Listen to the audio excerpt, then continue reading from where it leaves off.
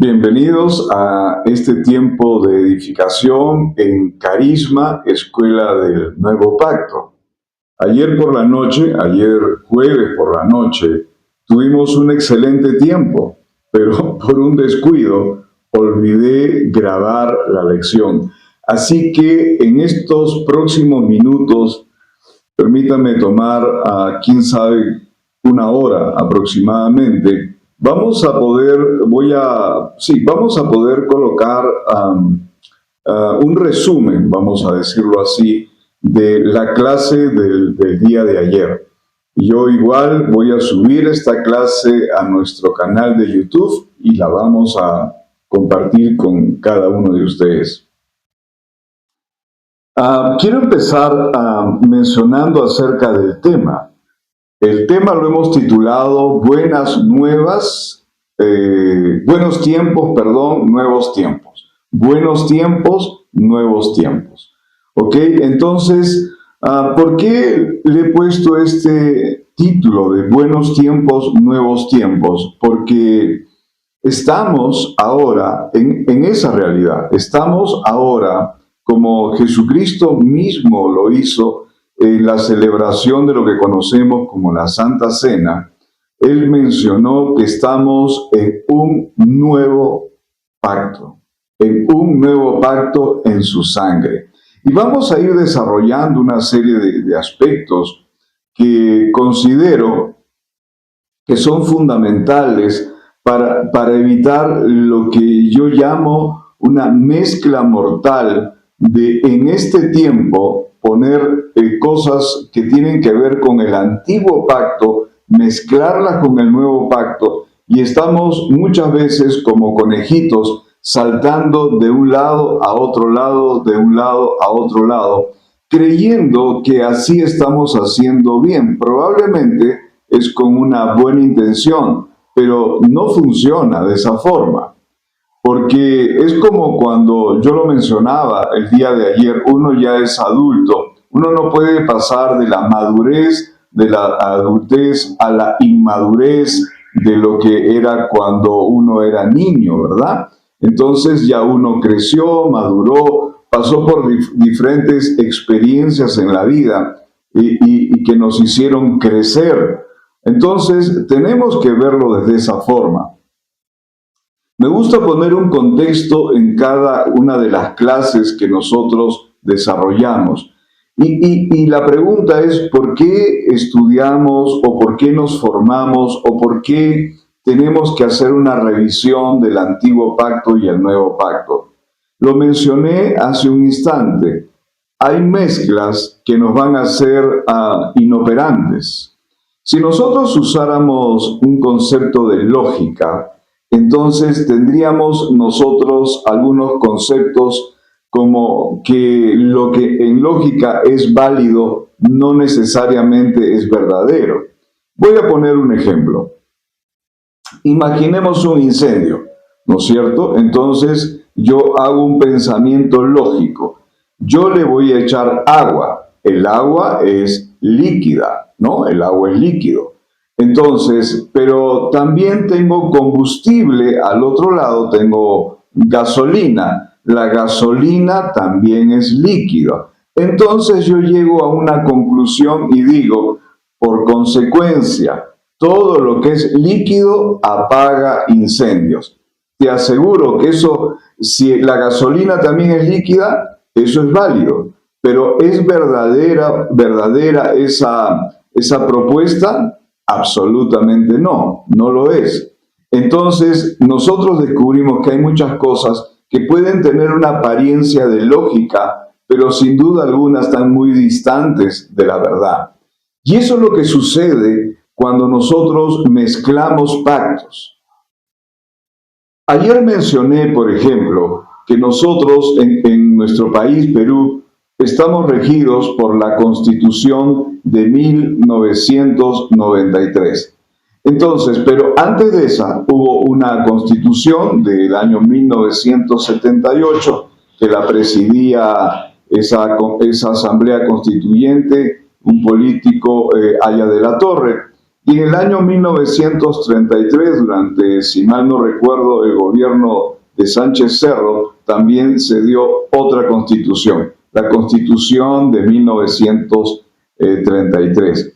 Si nosotros hacemos acuerdos internacionales con empresas para, puede ser, exploración, explotación de cualquier potencial yacimiento de gas, petróleo o minerales, nosotros no nos basamos en ese contrato internacional según las leyes o la Constitución de 1978 y menos de 1933, porque eso no sería legal.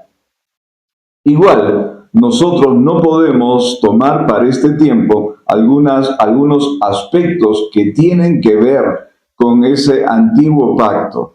Y vamos a desarrollar no solamente en esta clase, sino en todas las posteriores que vienen, vamos a estar desarrollando casualmente eso. Entonces, voy a seguir colocando un poquito de contexto y permítanme eso, que tiene que ver con una poderosa realidad. Fíjense, cuando nosotros hablamos y hemos estado hablando de la Constitución y de los acuerdos internacionales, tiene que ver en la forma como opera un país. Un país opera bajo sus normas, bajo las leyes vigentes, sobre la Constitución vigente. Entonces, todo lo que nosotros aprendemos nos ayuda a operar mejor. Ese operar tiene que ver desde cómo yo me veo a través de Cristo, porque si yo me veo mal a través de Cristo, entonces estoy teniendo un problema. Yo me tengo que ver como tal como Dios el Padre me ve a través de Jesucristo. El tener una identidad correcta me lleva a poder renovar mi mente y poder también cambiar mi forma de hablar, mi forma de orar, mi forma de vivir, mi forma de abordar. Y esto tiene que ver ya con el desarrollo del diseño de Dios en nuestras vidas. Dios nos ha diseñado como un ser espiritual. Somos un espíritu, no tenemos un espíritu. Somos un espíritu, poseemos un alma y vivimos en un cuerpo físico. Dios tiene un diseño para nosotros, pero también tiene, a través de nuestro diseño, cómo es que nosotros vamos a operar en diferentes campos de nuestra vida. Cómo vamos a operar, por ejemplo, en las relaciones matrimoniales. Cómo vamos a operar, por ejemplo, en relación a los hijos, a la familia. Cómo vamos a operar en relación a nuestro trabajo. Cómo vamos a operar en nuestras relaciones interpersonales. Cómo vamos a operar en relación al lugar donde yo congrego. Entonces, el fundamento, el principio, la sustancia de la identidad que yo tengo va a marcar completamente toda la dirección y la forma en que nosotros vamos a funcionar y vamos a operar. Por eso es importante, ¿no es cierto?, que nosotros podamos ver, porque si yo no me veo a través de la obra consumada de Cristo, y cuando digo la obra consumada de Cristo, estamos hablando de su muerte, sepultura y resurrección. Esa es la obra de redención. En la muerte Jesucristo pagó el precio y en la resurrección nosotros tenemos la absolutamente plena garantía de que todo lo que hizo está completo, terminado y suficiente. Por eso es que Él pudo resucitar. Entonces tenemos esa garantía y esto, la redención en muerte, sepultura y resurrección es lo que nosotros llamamos la obra consumada de nuestro Señor Jesucristo. Una de las cosas que nosotros tenemos que darnos cuenta que en el antiguo pacto, como lo vamos a ver seguro más adelante, todos los grandes personajes y héroes de la fe tienen un mérito tremendo, absolutamente, pero ninguno de ellos había nacido de nuevo. Nosotros, como lo dijo Jesús en relación a Juan el Bautista, era el más grande profeta que se había levantado, pero él dijo que el más pequeñito en el reino de los cielos, mayor que Juan es. ¿Y por qué lo dijo? ¿Porque el más pequeñito tenía algún otro tipo de mérito? No, el mérito estaba que en ese pequeñito Cristo ya estaba en él. Porque ahora nosotros tenemos la vida de Dios, la naturaleza de Dios en nuestro espíritu, ¿de acuerdo? Por eso que somos una nueva criatura, una creación que nunca antes existió. Y por eso que la misma palabra para nueva criatura, nueva, es la misma palabra que se utiliza para nuevo pacto. Es decir, una realidad que estaba en el ámbito de lo inexistente, pero comenzó a existir por el amor y el poder de Dios que ha sido manifestado. Entonces, tenemos que mirar desde esa realidad. No podemos vernos desde otra realidad porque eso no nos corresponde a una legalidad también. Entonces, ahora el nuevo pacto todo nos lleva a mirar a Jesucristo, a mirarlo solamente a Él, enfocarnos en Él, porque por Él somos, ¿no? Y por Él vamos a continuar, por Él existimos, todo está sustentado en Él, en su nombre, en el pacto, en su sangre. Entonces nos debemos a Él. Entonces vamos a darnos cuenta que Dios tiene un propósito eterno. Y Dios lo que opera y funciona es en su propósito.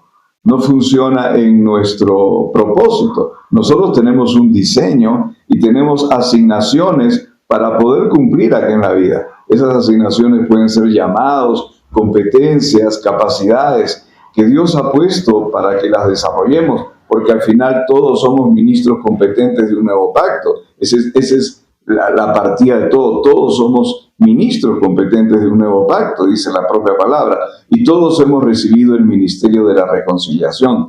Entonces, nosotros necesitamos al Cristo revelado en nosotros, al Cristo formado en nosotros y al Cristo impartido en nosotros. Entonces, nosotros no vamos a poder impartir nada a nadie si primero Cristo no ha sido impartido en nosotros. Es decir, que nosotros podamos, por medio de la fe, tener claridad en todo aquello que hemos recibido de parte de Dios y ahora en nuestro espíritu somos esa realidad. Es como cuando yo he hablado acerca de el fruto del espíritu. A veces pensamos que el fruto del espíritu es algo que yo tengo que orar, Señor, dame gozo, dame paz, pero esa es la realidad de la nueva criatura. No tenemos que verlo como algo que en algún momento de mi vida será, sino que gracias a esa nueva realidad que habla 1 Corintios 6:17, que el que se une al Señor un espíritu es con Él. Entonces eso implica que somos una nueva naturaleza en nuestra realidad espiritual. No tenemos que luchar para hacer eso, ya lo somos. Entonces nosotros podemos funcionar desde ahí, somos parte del cuerpo de Cristo. Efesios 1 lo dice, que la iglesia es su cuerpo, Él es la cabeza. Y yo te aseguro que la misma gloria que está en la cabeza está en el cuerpo y la misma impartición que está en la cabeza está en el cuerpo. Entonces yo no voy a decir que mi cabeza está separada de mí por algunas cosas. No, la misma genética que está en mi cabeza es la misma genética que va a estar en el resto de mi cuerpo. Entonces, fíjense, esa claridad la vamos a necesitar, porque si no vamos a estar viviendo nuestra vida en Cristo, ¿no? Y acá menciono algo más bien. Muchas veces vivimos vidas cristianas y yo lo he mencionado en otras ocasiones que hoy día muchas veces el cristianismo está basado en la funcionabilidad que puede tener alguna congregación, ABC, ¿no? Yo hace unos días atrás me conversé con una persona y él me explicaba que para él un cristiano es el que va a la congregación de lunes a domingo. Entonces yo respeto ese punto de vista, pero yo creo que un cristiano no es por asistencia a un lugar. Un cristiano es porque ha nacido del Espíritu Santo, de la vida de Dios, y permite que Cristo sea formado en él. Ese Cristo formado en él por la palabra, por la guianza del Espíritu Santo, va a renovar nuestra mente, nuestro entendimiento, va a renovar nuestra forma de hablar. Entonces va a ser formado en nosotros, y solamente lo que es formado en nosotros nos va a transformar, ¿verdad? Entonces, y esa realidad que ya está impartida en nosotros la vamos a impartir, pero no es que vamos a estar teniendo un amor fingido, un gozo fingido, una paz fingida, sino vamos a poder manifestar esa realidad, porque es una realidad que es parte de nosotros, ¿ok? Entonces, esos son tres ejes con los que yo trabajo personalmente, Y eso es bueno porque recuerda que todo lo que estudiamos, nos formamos, nos preparamos y por supuesto que este tiempo es permitir que Cristo sea formado en nosotros, nos va a ayudar honestamente a que podamos nosotros caminar con esa mente renovada que debe ser permanentemente en nosotros y de continuo, ¿no? Porque vamos creciendo y vamos madurando absolutamente y constantemente en la vida. Voy a ver, vamos a empezar este tiempo y permítanme leer un pasaje que está en Segunda de Corintios, en el capítulo 3, y acá el apóstol Pablo está hablando algo que puede sonar chocante en relación a la ley.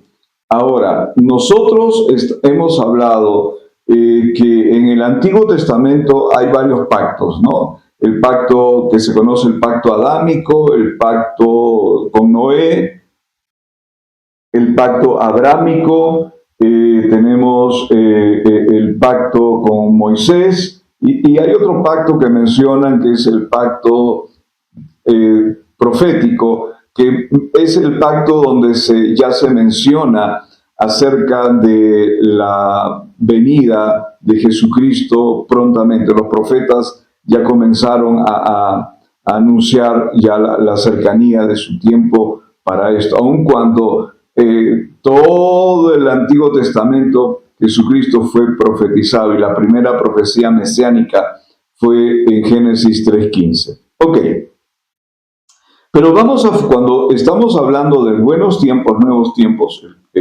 este tema que estamos desarrollando, vamos a enfocarnos fundamentalmente en la ley mosaica, ¿no? Porque la ley mosaica, puso un marco legal en varios aspectos, puso una jurisprudencia de parte de Dios hacia el pueblo de Israel. ¿Ok? Entonces, pero vamos a leer lo que el apóstol Pablo está mencionando acá. ¿Ok? En 2 de Corintios, capítulo 3, voy a leer versos 7 en adelante. Dice, refiriéndose a la ley mosaica, y si el ministerio de muerte, grabado con letras en piedra, fue con gloria, tanto que los hijos de Israel no pudieron fijar la vista en el rostro de Moisés a causa de la gloria de su rostro, la cual había de perecer. ¿Cómo no será, dice, más bien con gloria el ministerio del Espíritu? Wow, tremendo, ¿no? Porque si el ministerio de condenación fue con gloria, mucho más abundará en gloria el ministerio de justificación. ¿Cómo Pablo le está llamando a la ley mosaica? Pablo, hebreo de hebreos, fariseo de fariseos, ¿no? Era pues un non plus ultra en cuanto a la ley mosaica, pero Pablo le llama, en buen resumen, el ministerio de muerte y el ministerio de condenación. ¿Se ponen a pensar eso? Pablo le está llamando a la ley que él guardaba rígidamente el ministerio de muerte y ministerio de condenación. Ahora, veamos algo. Y es acá donde nosotros tenemos que poder aclarar. Se puede tener una solución en la vida a algo y ser preso de esa solución. Sí, se puede. Hace muchos años atrás dieron una película que se llamaba Atrapado sin salida. Era con Jack Nicholson, me acuerdo. Era una película donde era un hombre con trastornos o que lo habían, por último, internado en lo que decimos comúnmente, un manicomio, un sanatorio mental. Ok, él podía moverse por todos lados, él podía hacer muchas cosas, pero nunca iba a salir de ahí. Ahora, la ley, como no vamos a entrar por ese lado, pero la ley no era mala en sí misma, tenía gloria. La ley mosaica vino de parte de Dios, pero vino de parte de Dios para marcar, como lo dije hace un momento, una jurisprudencia en fin de que su pueblo, el pueblo de Israel en ese momento, ¿no es cierto?, su pueblo en ese tiempo, él podía funcionar el pueblo podía funcionar y caminar en una posición, vamos a decir, de justicia que se tenía que dar año tras año por guardar 613 mandamientos, que era un paquete gigante y más que iban añadiendo. Entonces, y si tú fallabas en una parte de todo ese paquete, eras culpable de todo el paquete, 613 mandamientos o leyes, ¿no? Entonces, te puedes imaginar que la ley fue para dar, como lo dice, fue un tutor, fue un administrador, fue alguien que te encaminó y te llevó a que tú puedas vivir una vida correcta, una vida aceptable, una posición, vamos a decir así, de justicia anual, porque el sumo sacerdote tenía que presentar sus sacrificios año tras año, ¿verdad? Entonces marcaba, vamos a decirlo, como que un estatus a ese pueblo, pero el pueblo estaba atrapado. No, nunca iba a poder salir, siempre iba a fallar, siempre iba a ser culpable por una falla de toda la ley, siempre iba a tener una serie de circunstancias y estaba atrapado en esa jurisprudencia para ese momento, para ese tiempo. Y lo que era una solución para ellos, ¿no?, que administraba sus vidas, los guiaba, los orientaba, les daba un nivel de posición delante de Dios a través de ritualidades, ceremonias, que la misma palabra, como lo vamos a ver ahora, eran sombra, tipo y figura de aquello que iba a venir. Entonces, no tiene eso mucho sentido, porque aquello que era la solución también era la prisión para ellos. También, como lo dice Pablo, era un ministerio de muerte y condenación, porque no apuntaba a darle una respuesta definitiva al hombre, sino lo tenía ahí reforzando su culpabilidad. Cada vez que fallaba, era simplemente ellos tenían que recordar que eran culpables, tenían que recordar que eran pecadores, tenían que recordar que estaban en desventaja, que el pecado era lo que realmente reinaba, y año tras año es como alguien que está dependiendo de una medicina permanentemente. Es la solución, pero uno vive preso de eso. Entonces, por eso que Pablo le llama el ministerio de muerte el ministerio de condenación.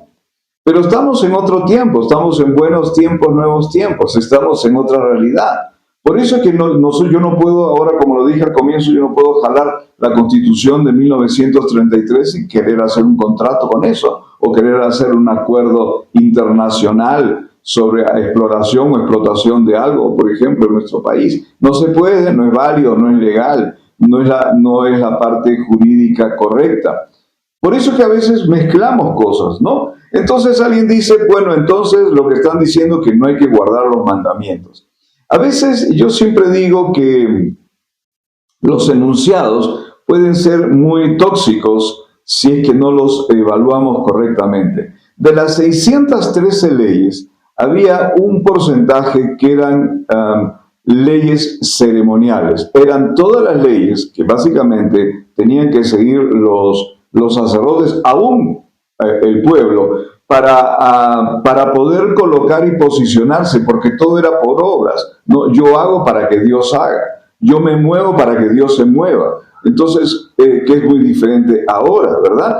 Entonces, ¿qué sucedía? Estas leyes ceremoniales eran parte también de la ritualidad que tenían que hacer para guardar las ceremonias en el tabernáculo, o para todas las ritualidades que ellos tenían. Entonces estos eran los mandamientos ceremoniales. También habían los mandamientos judiciales, ¿no? En esa época, en la época de Moisés, había una teocracia. Kratos, gobierno, ¿verdad? Y teo tiene que ver es Dios. Entonces, teocracia es el gobierno de Dios. Por consecuencia, también habían problemas entre vecinos, problemas de propiedades, problemas de aquello. Y también la ley contemplaba qué hacer en esas situaciones. Pero también había otro porcentaje que tenía que ver con los mandamientos de carácter moral. Los más conocidos probablemente son los 10 mandamientos, ¿verdad? Entonces, pero ellos guardaban los 10 mandamientos con temor, con cuidado, diríamos hasta con miedo. Todo lo que hacían lo hacían por obligación. Hay que ser claros en eso. Todo lo hacían porque sabían que la pena podía ser pena de muerte inmediata si fallaba en alguno de los aspectos. Entonces, pero no lo hacían porque de ellos les nacía.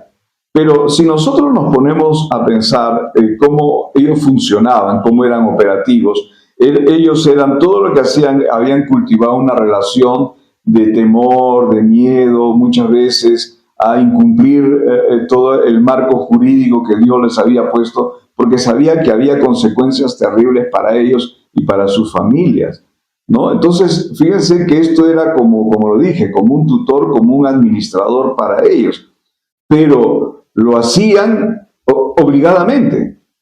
Entonces, alguien dice, entonces ya no guardamos los mandamientos. Bueno, no guardamos los mandamientos ceremoniales, porque Jesucristo ha cumplido, y eso está en Hebreos, Él ya entró al tabernáculo celestial, y Jesús cumplió, y lo vamos a ver ahora en unos versículos, con el cumplimiento de la ley, o el propósito de la ley. Entonces, en cuanto a los judiciales, no son válidos porque estamos bajo otras jurisprudencias ahora como ciudadanos, ¿verdad? Pero los mandamientos morales, la pregunta es, ¿los guardamos? Hay un concepto de guardar, ¿no? Es decir, que yo tengo que hacer algo para lograr eso. Entonces, en ese sentido de que yo tengo que hacer algo para guardar eso, no es la idea completa en el sentido de que nosotros guardamos. Jesucristo no vino, no se encarnó y ahora no somos hijos para guardar mandamientos. Somos hijos para expresar la nueva naturaleza que tenemos en Cristo. Romanos 6 dice que hemos muerto al pecado, y el pecado no tiene nada que ver con nosotros. También leemos en la misma palabra que el pecado no se puede enseñorear con nosotros. Nosotros somos una nueva realidad. El mismo apóstol Pablo dijo que con Cristo él había sido crucificado, y ya no vivo yo, dice, sino que ahora Cristo vive en mí, y lo que ahora voy a vivir, lo voy a vivir en la fe del Hijo de Dios. Entonces, nosotros ahora, nuestro trabajo no es guardar mandamientos como lo guardaban ellos, tratando de posicionarse, calificarse, colocarse, sino que ahora nosotros podemos guardar esos y muchísimos más que se podrían titular mandamientos morales, expresando nuestra nueva naturaleza en Cristo. Somos una nueva realidad, ¿no es cierto? Y nosotros somos la iglesia, es la expresión de Cristo acá en la tierra. Nosotros expresamos a Cristo, nosotros revelamos a Cristo a través de nuestra vida, no necesariamente cuando congregamos, y lo expresamos no necesariamente cuando no fumo, no tomo, no bailo, no voy al estadio, no hago. Realmente revelar a Cristo no está fundamentado en tanto en lo que no hago, sino en quién soy en Él y por causa de Él. Ese es el punto central. Ese es el punto, la genética de todo, la sustancia de todo, ¿no? Es decir, revelar. Entonces yo lo expreso y entonces me convierto pues en un representante. Por eso que la palabra de Dios dice que somos embajadores, ¿no? Somos embajadores ¿de quién? De Cristo. Como si Dios rogase por medio nuestro. Fíjense, pero no se puede ser un embajador si es que primero Cristo no ha sido revelado, Cristo ha sido formado, Cristo ha sido impartido, y desde esa realidad, desde el propósito eterno, nosotros comenzamos a funcionar en nuestro diseño y expresamos a Cristo y lo representamos también en una humanidad con un sistema caído. ¿Ok?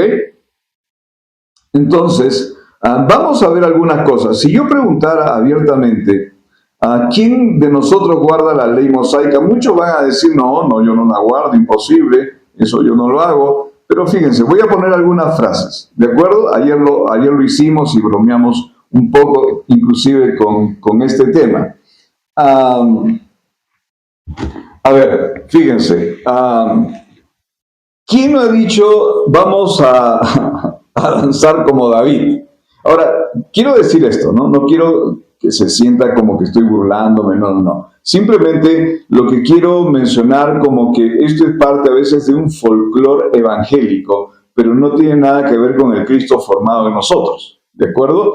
Es parte de nuestra cultura evangélica, estoy diciendo evangélica, donde hablamos en cristianés y donde tenemos nuestras tablas de pecadómetro, donde tenemos nuestras variables, donde tenemos nuestras formas, donde tenemos nuestros estilos, donde tenemos nuestros enunciados, que son lindísimos en circuito cerrado. Pero, por ejemplo, ¿no? Yo me acuerdo una vez, yo llegué a una reunión y alguien me puso la mano acá y me dijo, amado. Pero yo estoy seguro que cuando sube al bus no le va a decir al chofer o al cobrador, le va a poner la mano en la cara y le va a decir, amado, cóbrate. Eso no funciona ahí, ¿verdad? Entonces el lenguaje funciona bien en un lado y cuando salimos ya es otro. Ahora, no se sientan mal, porque yo también hablé en algún momento en cristianés. ¿De acuerdo? Entonces, vamos a ver algunas cosas. Algunos han querido danzar como David, ¿verdad? Algunos han querido restaurar el tabernáculo de David como si la obra de Jesucristo hubiera sido incompleta, como si algo no hubiera quedado realizado realmente, pero Jesucristo cumplió todo, hizo todo, así que no hay que restaurar nada. O sea, lo que estamos siendo restaurados a nuestra realidad en Cristo somos por último nosotros, renovando la mente y todo ello, pero el tabernáculo de David, por si acaso, Cristo cumplió todo lo que tenía que cumplir. Por ejemplo, ¿no? Cuando alguna vez me dijeron, ¿quieres la unción de Elías o Eliseo? Yo dije ninguna, porque yo tengo la unción del Santo, la unción de Cristo. Pero tenemos esas frases, ¿verdad? ¿Cuántos hemos dicho, Señor, que descienda tu gloria? No, yo sí. Nosotros hemos dicho, ¿verdad? Pero la gloria de Dios está en nosotros. Jesús en Juan 17 dice, Padre, yo te pido que me des la gloria que yo tuve antes de que el mundo fuese. Y termina Juan 17 diciendo, Padre, la gloria que tú me diste, yo se la di a ellos. Nosotros somos templo del Espíritu Santo, templo de la vida de Dios, y donde está Dios, su gloria está. Así que la gloria está de Dios, está en ti. Por eso que nosotros encontramos esa famosa frase proyectada al futuro, ¿no? Levántate y resplandece, porque ha llegado tu luz y la gloria del Señor está sobre ti. Pero ahora no solamente está sobre, sino está en nosotros. ¿De acuerdo? No solamente está sobre, está en nosotros. ¿Ok? Ahora, ¿cuántos hemos dicho, Señor, bendíceme? Hermanito, que Dios te bendiga, hermano, que Dios te bendiga. Bendiciones, hemos dicho, todos hemos dicho eso, a veces es parte, a mí se me escapa también. Pero ¿cuántos saben que Efesios 1:3 dice que ya hemos sido bendecidos con toda bendición espiritual? Entonces parte del folclore como renuévame, ¿no? Renuévame es hazme nuevo, pero ya somos nuevas criaturas en Cristo, ¿no? Voy a seguir fastidiando un ratito, dice. Hazme tu habitación, pero ya lo somos, Él habita en nosotros, visítanos, Señor. Ayer bromeaba, ¿no?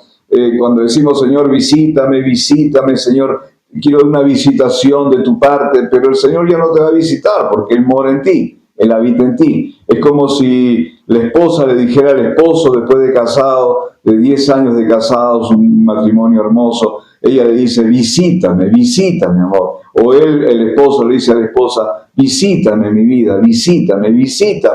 Es decir, bueno, algo le ha pasado, hay que llevarlo al loquero, ¿no es cierto? Porque ya no necesitan visitarse, ellos habitan juntos. ¿De acuerdo? Fíjate, entonces, y también otra que pedimos, avivamientos. Yo entiendo lo que se quiere decir, pero avivar es dar vida.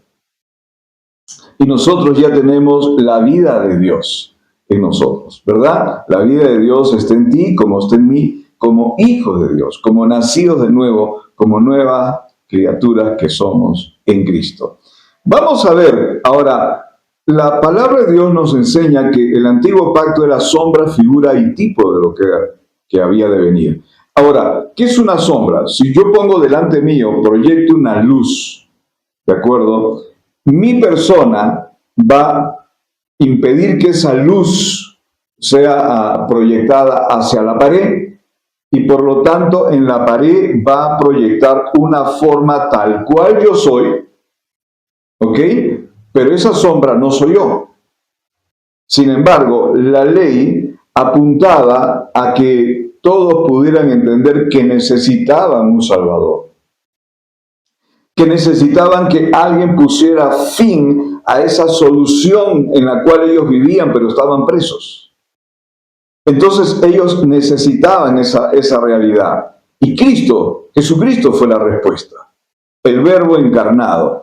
Por eso que en Colosenses 2:16 dice lo siguiente: por tanto, que nadie se constituya, yo estoy en la Nueva Biblia de las Américas, que nadie se constituya en juez de ustedes con respecto a comida o bebida o en cuanto a día de fiesta o luna nueva o día de reposo, cosas que son solo sombra de lo que ha de venir, pero el cuerpo pertenece a Cristo. Ahora, ¿qué es lo que está diciendo acá? No, pues como ahora decimos, no, el domingo es el día del Señor. Amén, gloria a Dios, aleluya, santo. Y el lunes, ya no es el día del Señor. El martes, ¿qué pasó? El miércoles, no sé, es el día de qué, el día en Arequipa es el día del lunes, el día del chaque, y en Trujillo el día del chámbar, seguro van a decir, ¿no? En Lima el día de, no sé, de Kentucky, o lentejitas. Bueno, es que en el aspecto ceremonial, realmente se guardaban días, se guardaban ritualidades, se guardaban... Pero guardar en ese momento era de alguna forma cumplir por obligación. Nosotros no cumplimos nada por obligación, sino expresamos nuestra nueva realidad en Cristo. Recuerda eso. Tú ya nada debes hacer por obligación, sino que si Cristo habita en ti y tú habitas en Cristo, entonces, porque esa es la doble habitación, no solamente Él habita en ti, tú habitas en Él, entonces vas a manifestar esa realidad. Entonces ya no estamos guardando, porque hoy día nosotros a quien honramos y reverenciamos es a Cristo. Y si tuviéramos que usar una expresión por usar una expresión, nosotros no guardamos días, nosotros guardamos a Cristo. Es decir, honramos al Señor, porque Él es el Señor de mi vida, es el Señor de mi tiempo, es el Señor de todo lo que tengo, es el Señor de todo lo que tiene que ver conmigo. Entonces, el domingo es el día del Señor, como el lunes, el martes, el miércoles, toda la semana, por todos los meses del año, por todos los años de vida que tengamos en este planeta. ¿De acuerdo? Entonces, pero menciona la palabra sombra. Hebreos 8:5 dice lo siguiente: los cuales sirven a lo que es copia y sombra de las cosas celestiales. Se refiere al tabernáculo de Moisés. Tal como Moisés fue advertido por Dios cuando estaba a punto de erigir el tabernáculo, que era un modelo, ¿verdad? Dice él, haz todas las cosas conforme al modelo que te fue mostrado en el monte. Él descargó el plano del tabernáculo celestial y lo erigió bajo las instrucciones de Dios mismo. Hizo un tabernáculo físico. Pero eso, ¿qué cosa era? Una figura, simplemente era un modelo. Pero hoy día ya no es así. Hoy día ya no hay un lugar santísimo de un tabernáculo. Hoy día nosotros, en nuestro espíritu, ese es el lugar donde habita Dios. Antes era un tabernáculo donde estaba la presencia de Dios, la Shekinah de Dios, pero hoy día toda esa realidad en Cristo, que entró al tabernáculo celestial, ¿no es cierto?, a presentar su propia obra completa, terminada y suficiente, y ahora Él habita en nosotros. Habita en ti, habita en mí. Esa es la diferencia, ¿ok? Romanos 10:4, voy a leerlo en 3 versiones. La primera, Nueva Biblia de las Américas, dice: porque Cristo es el fin de la ley para justicia a todo aquel que cree. ¿Ok? Utiliza el término fin de la ley. En la Nueva Versión Internacional dice: de hecho, Cristo es la culminación de la ley para que todo el que cree sea justificado.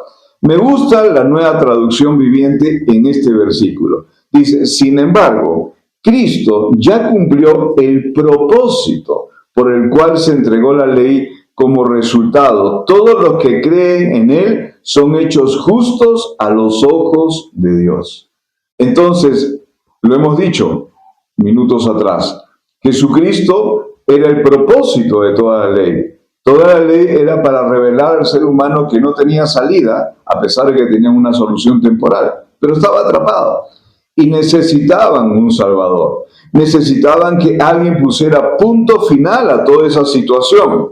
Y eso es lo que Jesucristo hizo.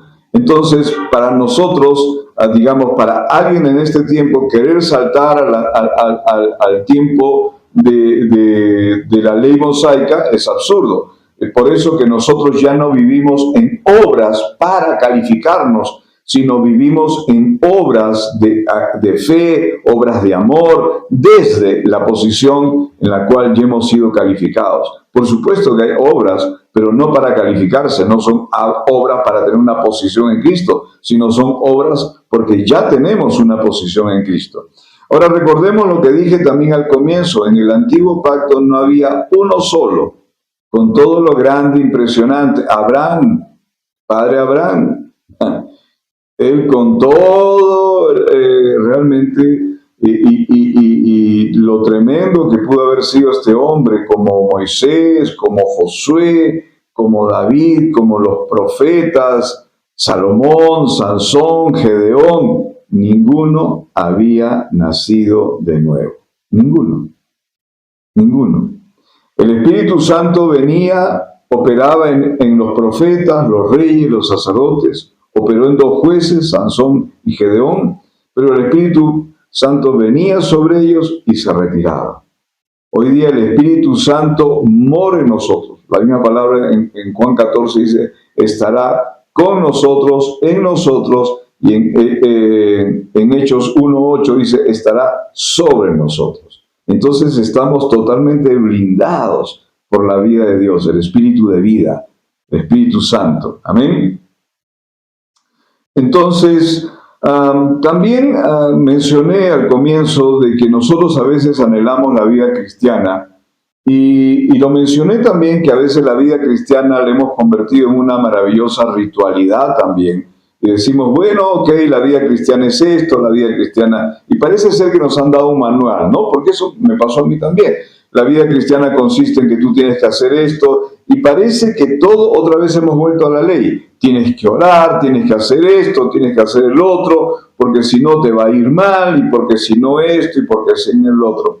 Miren, hay cosas que nosotros sí tenemos que hacer, pero no las tenemos que hacer por obligación. Las hacemos porque una vida saludable que expresa a Cristo es una vida que está anhelando más de Cristo. Entonces voy a orar porque anhelo conversar con Él. Voy a leer su palabra porque anhelo escuchar su voz y su voluntad. Voy a tomar tiempos especiales con Él porque deseo hacerlo. No estamos haciendo cosas con esa obligatoriedad o ritualidad que si no lo hago, algo me va a salir mal. Porque esos son los conceptos. Eso era lo que funcionaba en el antiguo pacto. Si no lo hago, algo me va a pasar. Y de hecho le pasaba. Pero en este tiempo no es así. Entonces, porque ya hay algo que ha sido cumplido, ¿no es cierto? El gran obediente de todo ha sido Jesucristo.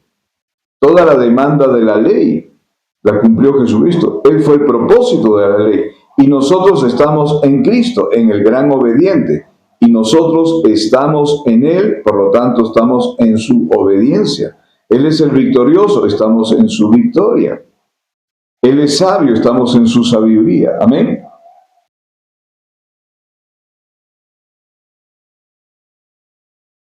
Entonces, algunos tips que voy a dar. A veces nosotros tenemos algunas ideas dentro del tema, por supuesto, ¿no? Algunas ideas que son parte a veces de una mente que todavía está en proceso de renovación. Estoy siendo delicado con esto.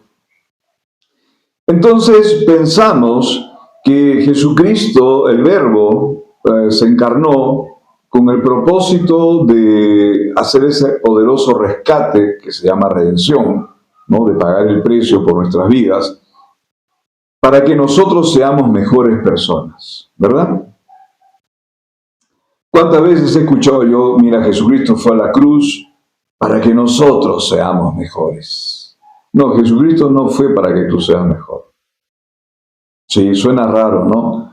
Pero Jesucristo fue a la cruz para aniquilar, extinguir a quien eras y hacer una nueva creación. Porque la palabra kainos significa una creación que nunca antes existió. Porque si se tratara solamente de ser mejor, la ley cumplía. ¿Verdad? Hoy día hay un montón de filosofías orientales que hacen a las personas mejores personas.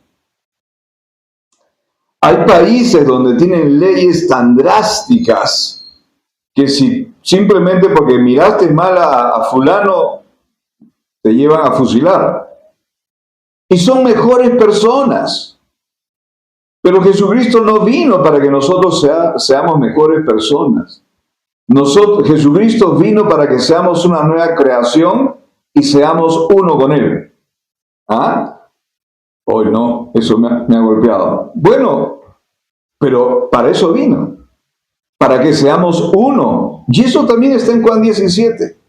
Porque Jesús dijo, Padre, ellos y yo somos uno, como tú y yo somos uno. Entonces no vino para parchar el alma. Él vino para hacerte una nueva realidad en Él mismo. Él pagó el precio para que nosotros seamos uno con Él. No para que siempre a partir de que yo entré, levanté la mano, me paré, pasé al frente, que eso no significa nada, por cierto, y me llevaron al cuartito, me regalaron mi evangelio de Juan y todo lo demás. Estoy siendo un poquito disruptivo, ¿ya? O sea, estoy haciendo unos puntos de quiebre acá. Pero a veces son las ideas que nosotros manejamos y administramos, y de eso no se trata absolutamente nada. Entonces, no se trata de simplemente ahora ya estoy en Cristo y soy más moral, soy bueno, ¿no? Le doy comer a las palomitas, en Lima que hay ardillas, también le doy comer a las ardillas, y ayudo a cruzar a los viejitos la pista. No. Ese antiguo Carlos, en el corazón de Dios fue extinguido, aniquilado. Por eso vuelvo a mencionar, ¿qué cosa dice el apóstol Pablo en Gálatas 2:20? Con Cristo he sido crucificado. Ya no vivo yo. O sea, esa realidad ya fue. Mas ahora Cristo vive en mí. Y lo que ahora vivo, lo vivo en la fe del Hijo de Dios. Amén. Entonces nosotros vivimos en una nueva realidad, vivimos en la realidad consumada de nuestro Señor Jesucristo. Algunos otros comentarios que quiero hacer también acá en la clase. Por ejemplo, todo el simbolismo que había en las ceremonias para el cuidado del tabernáculo, había muchas abluciones, palabritas que yo siempre te aconsejo, no te aferres a la Reina Valera 1960, sino si hoy día descárgate una buena aplicación de la Biblia y revisa varias versiones, porque a veces la palabra abluciones, no sé, mucha gente se va a quedar así, abluciones, ¿no? Pero abluciones son lavamientos, ¿ok? Ceremoniales. Entonces, y tenían que hacer toda esta ritualidad. Pero, por ejemplo, hoy día la palabra de Dios dice que nosotros ya estamos limpios por la palabra. Entonces, no tenemos que estar haciendo, porque ¿cuántos han escuchado, hermano, purifícate? Purifícate, hermano, purifícate. ¿Sí? ¿Cómo te vas a purificar? Otra cosa es que te bañes, uses jabón y champú. Pero de ahí a que te purifiques, o sea, ¿cómo puedes purificarte tú de alguna forma? No, pues hay que dejar de pecar, pero nadie te tiene que mandar un WhatsApp y decirte, apreciado hermano, deja de pecar. Porque la misma palabra de Dios está diciendo que no tenemos ya nosotros nada que ver con el pecado, hemos muerto al pecado. Muerto significa que hemos sido separados de esa condición de pecado. Entonces, te vuelvo a decir, tenemos un montón de frases, tenemos un montón de expresiones folclóricas, parte de lo que es más, no el cuerpo de Cristo como debería ser, sino de una comunidad evangélica, que no estoy tratando de criticar, sino que lo que quiero es que cada cosa que nosotros hablemos tenga contenido, tenga sustancia. Si no es así, entonces estamos hablando pues por hablar, ¿no? Entonces, hermanito, purifícate, hermanita, purifícate. Sí, voy a hacer una vigilia para purificarme. Voy a hacer un ayuno de 3 días para purificarme. O sea, vamos a decir, lo que tenemos que permitir es tener claridad y renovar nuestra mente para entender que ahora somos una realidad con Cristo, hemos sido bautizados en el cuerpo y que ahora la vida de Dios es una con nosotros, conforme a la palabra, 1 Corintios 6:17, y yo tengo que funcionar, yo ya estoy limpio, tengo que poner mis pensamientos, paradigmas, ideas bajo la formación de Cristo, ¿no? A través del espíritu humano que va a poder poner en orden a mis pensamientos, a mis sentimientos, a mis decisiones en general. Entonces eso significa renovar la mente. Renovar es hacer nuevo entendimiento y despojarnos de todo eso, ¿no? Desaprender para aprender, sacarnos de encima todo, porque esas son acciones nuestras. Ayer también vimos un poco el tema, ¿no? Porque le decimos, Señor, cámbiame, cámbiame, Señor, cámbiame a la 1, cámbiame a las 2, cámbiame a las 3. Señor, cámbiame, haz de mí. Pero mira, la palabra de Dios dice, ¿no? Que el que renueva su mente somos cada uno de nosotros. Es un acto intencional. Y el que se despoja del viejo hombre también somos nosotros. Es otro acto intencional. Y nosotros tenemos que aprender a comer palabra, ¿no es cierto? Nosotros vemos en el Antiguo Testamento y en el Antiguo Pacto varios simbolismos de Cristo. Uno de ellos, por ejemplo, en el desierto fue el maná, el pan del cielo. Jesús mismo dijo en su ministerio, yo soy el pan de vida, el que de mí come nunca más va a tener hambre, ¿no es cierto? Jesús también era la peña que brotaba agua, ¿verdad? ¿Y qué fue lo que le dijo Jesús a la mujer samaritana? Que si tú bebieres de mí, jamás vas a volver a tener sed. Entonces, fíjense, nos quedamos y que como que queremos hacerle jiu-jitsu al Señor a alguna llave de algún arte marcial. No, Jesús hizo lo que tenía que hacer ya, y eso está completo, terminado, es suficiente, ¿ok? Por ejemplo, los altares, ¿no? Yo recuerdo hace muchísimos años, ¿no? Cuando todavía ni siquiera pensaba vivir en Trujillo, una ciudad que amo mucho, por cierto. Y como me dijeron a mí, me he trujillanizado. Ahora estoy tratando de ser, ¿cómo se diría? No sé, convirtiéndome en arequipeño, pero bueno, poco a poco. Al final somos de Cristo. Y una de las cosas que recuerdo que cuando faltaba mucho tiempo para que yo viviera en Trujillo, llegué a una congregación que me habían invitado y el pastor me explicó que tenían un local que la parte de afuera era el atrio, donde estaban los asientos era el lugar santo, y donde para mí está el estrado, donde está el púlpito y todo ello, el lugar santísimo. Y que yo me tenía que santificar antes de subir al lugar santísimo. Entonces, ahora, este mensaje yo he ido creciendo, pero yo lo vengo enseñando desde hace muchísimos años. O sea, la verdad, he ido madurando, creciendo, teniendo más entendimiento, gracias a Dios, porque Él lo muestra. Pero a mí no se me cocinó en ese momento lo que Él estaba diciendo, el lugar santísimo, que se ha quedado en el tabernáculo de Moisés, decía yo. Pero bueno, entonces, y me dijo, santifíquese, ¿no? Yo digo, ¿y cómo hago eso? Le digo, pastor, si usted me ayuda, no, pues váyase a un rincón, gima, ore, clame, implore. Ok, no sé, me fui a un rincón simplemente por seguir el protocolo y me puse a orar por el pastor, ¿no? Para que tuviera luz en lo que realmente es el evangelio del nuevo pacto, la palabra del nuevo pacto, porque creo que él se había quedado ahí en el desierto. Entonces, de desierto con el tabernáculo de Moisés, por cierto. Entonces, y me acuerdo cuando prediqué, terminé predicando con todo lo contrario a lo que él estaba enseñando, ¿no? Nunca más me invitó, por cierto. Entonces, tenemos esas ideas, ¿no? Entonces, ¿qué es el altar? El altar lo usaban para sacrificios, para presentar memoriales. Vemos varios altares, que no solamente durante el tiempo mosaico, varios altares desde la época de Abraham, Jacob, Isaac, que ellos levantaron, que eran lugares de adoración. Pero entonces, esos eran los altares. Hoy día, por ejemplo, pensamos que donde predica el pastor es el altar, pero ¿realmente es el altar? ¿Ese es el altar? ¿Dónde está el altar? Nosotros somos templo del Espíritu Santo y el altar es nuestro corazón. ¿De acuerdo? Es ahí donde se presentan los sacrificios, pero de obediencia, de amor. ¿De acuerdo? Es ahí donde se levanta nuestra oración, nuestra adoración. Ese es nuestro corazón. Entonces, ese es el correcto altar hoy en día, pero tenemos la idea de que el altar es allá.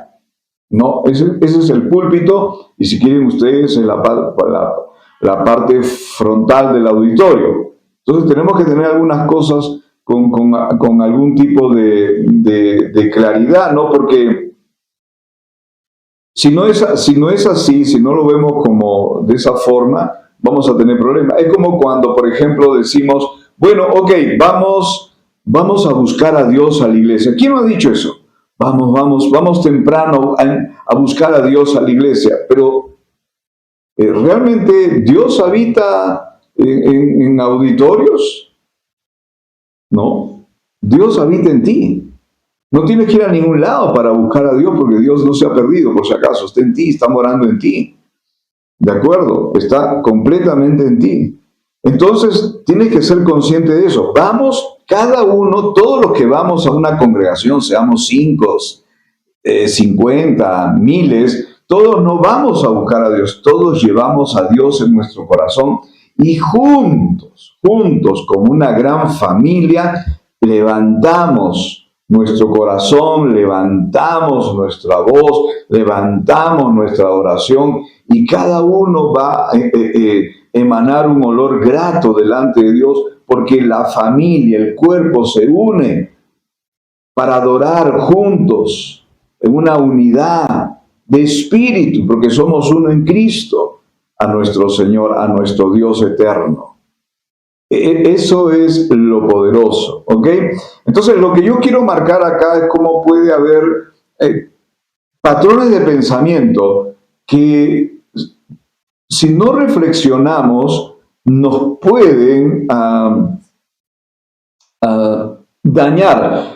Y me hace acordar esto, me quedé así un poquito, porque hace unos años atrás conocí una señora que se había puesto mal una de sus hijas, y ella fue a tocarle la puerta al pastor para que le abra la puerta de lo que ella decía del templo, para que su hija, presentarla ahí a su hija, y que Dios que habita ahí, ¿no es cierto?, obrara sobre su hija, ¿no? Entonces, gracias a Dios, yo digo, que no le abrieron las puertas del templo, y gracias a Dios no pasó nada, y gracias a Dios porque a la mamá lo que se le ocurrió fue llevarla al hospital. Entonces, porque yo no niego la realidad que tenemos, pero estaba en una emergencia la mamá, y creo que hizo lo correcto. Por eso que yo la conocí ahí en el hospital. No, yo estaba en el hospital cuando ella llegó, y su hija, por cierto, recibió una sanidad instantánea y sobrenatural en ese momento.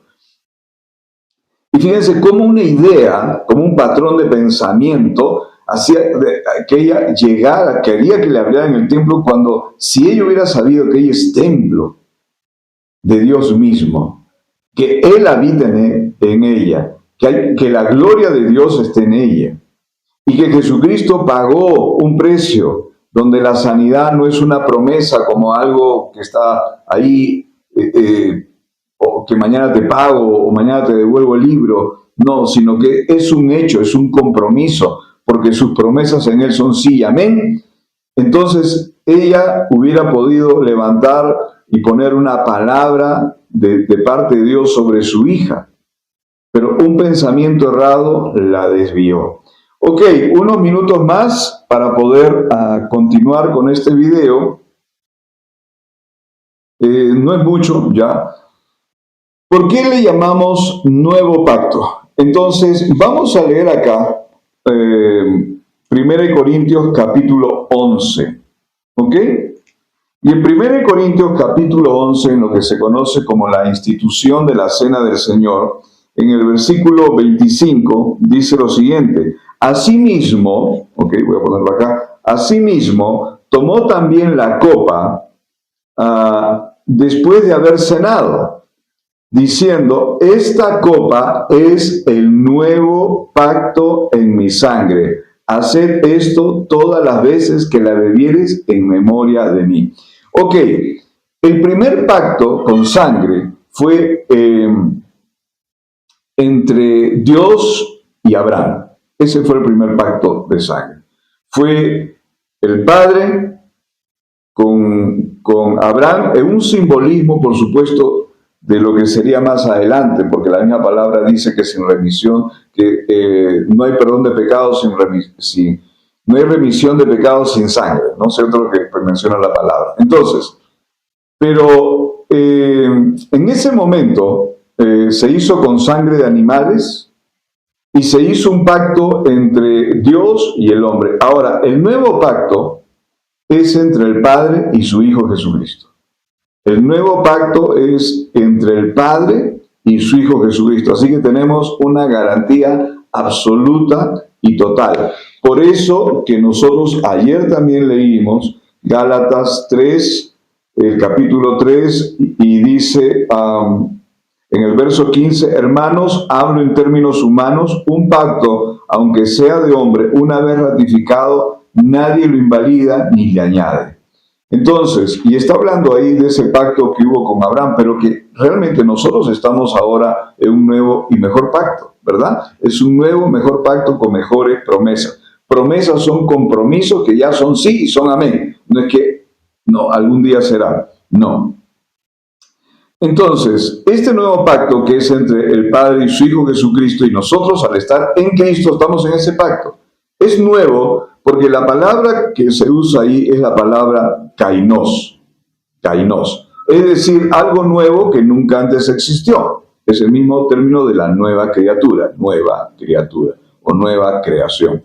Entonces, hay dos palabras que se puede usar para algo nuevo. Una palabra de ellas es neos y la otra es kainos. Neos es algo nuevo pero que ya existe, es decir, necesito un neocarro, necesito una neocasa, necesito una neococina, una neorefri, necesito, no sé, algo nuevo que ya existe. Pero la palabra de Dios dice que esto es realmente algo nuevo que nunca existió. La palabra kainos nos da a entender que es una operación de arriba hacia abajo. Es una operación realmente, en este caso, poniéndolo en el contexto, es una operación divina, una operación del cielo, una operación que viene de arriba desde Dios mismo hacia nosotros, que inunda nuestra realidad. El nuevo pacto ha inundado nuestra realidad y ya no tenemos que tener esa mezcla, ¿no? Entonces, me gusta cuando el libro de Bill Johnson, un pastor que tiene unas excelentes enseñanzas, Bill Johnson, él tiene un libro muy bueno que se llama Cuando el cielo invade la tierra. Habla de la realidad divina, cómo toca, impacta y se manifiesta realmente en la vida de nosotros. Nosotros estamos en ese nuevo pacto. Un pacto que nunca antes ha existido, un pacto que marca un antes y un después. Es un pacto que nos permite a nosotros vivir en una realidad y en una dimensión que no hubiéramos podido vivir en el antiguo pacto. La ley jamás lo hubiera permitido. Por eso que en el libro de Romanos, ¿no? En el capítulo 8 dice lo siguiente, ¿no? Bueno, desde el comienzo dice que, desde el versículo 1, ahora pues ninguna condenación, es decir, una sentencia vigente de culpa, ¿no? Que está, sobre lo cual alguien está con un RQ, es decir, una requisitoria. Hay para los que están en Cristo Jesús, los que no andan conforme a la carne, dice, ¿no? Es decir, a su humanidad, está hablando acá, sino conforme al Espíritu. Porque la ley del Espíritu de vida en Cristo Jesús me ha librado de la ley del pecado y de la muerte. Entonces, esa ley del pecado y de la muerte no solamente era la condición en la que se encontraba el ser humano sin Cristo, sino que la respuesta que vino no traía una respuesta definitiva, todo era temporal, pero tenemos que dar gracias a Dios, el Padre, por su Hijo Jesucristo, porque ahora por causa de Él y en Él nosotros no solamente somos una nueva creación, estamos en un nuevo pacto en su sangre. Cuando tú oras el nuevo pacto en la sangre de Cristo, yo te aseguro que tus oraciones van a pasar a un nivel exponencial, porque a veces nosotros estamos diciéndole, es hasta ofensivo, podría decir yo, que el Señor haga algo que ya hizo. ¿No es cierto? Señor, por favor, bendíceme. Por favor, mira, porque nos encanta hablar, mira la bajeza de tu siervo, mírame que soy así, mira que soy asá. Cuando yo siempre digo, ¿no? Yo tantos años dedicándome a mis hijos, y si alguno de ellos se tirara al piso, ¿no? A decirme, papá, soy un miserable, mira la bajeza que tengo. Y yo digo, ¿y este qué le pasó, no? ¿Con qué se ha intoxicado? Porque eso no tiene nada que ver con la realidad de un hijo. No, por eso que no nos vamos al otro lado tampoco, ¿no? Porque la misma palabra de Dios dice, nadie tenga más alto concepto de sí mismo que el que debe tener. Ese es el balance, porque quienes somos, lo que hacemos, lo que nosotros podemos vivir, lo tenemos que hacer en Cristo, para Cristo y por Cristo. Esa es la absoluta realidad. Bien, he procurado hacer un resumen de lo que hemos tratado el día de ayer. Por supuesto que ayer surgieron cosas, preguntas, inquietudes que seguro vamos a ir desarrollando. Ayer ha sido un poco la intro. Vamos a tener en estas semanas también el desarrollo. Vamos a entrar a más versículos, porque una de las cosas que más anhelo es que tú puedas entender que la palabra de Dios tiene respuestas claras, precisas para cada uno de nosotros.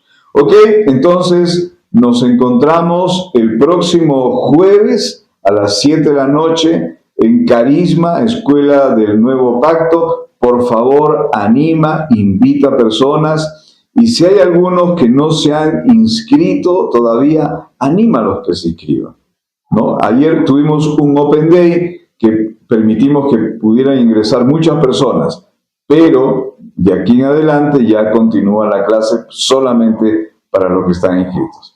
Así que un fuerte abrazo para ustedes. Nos vemos la próxima semana. Chao, chao.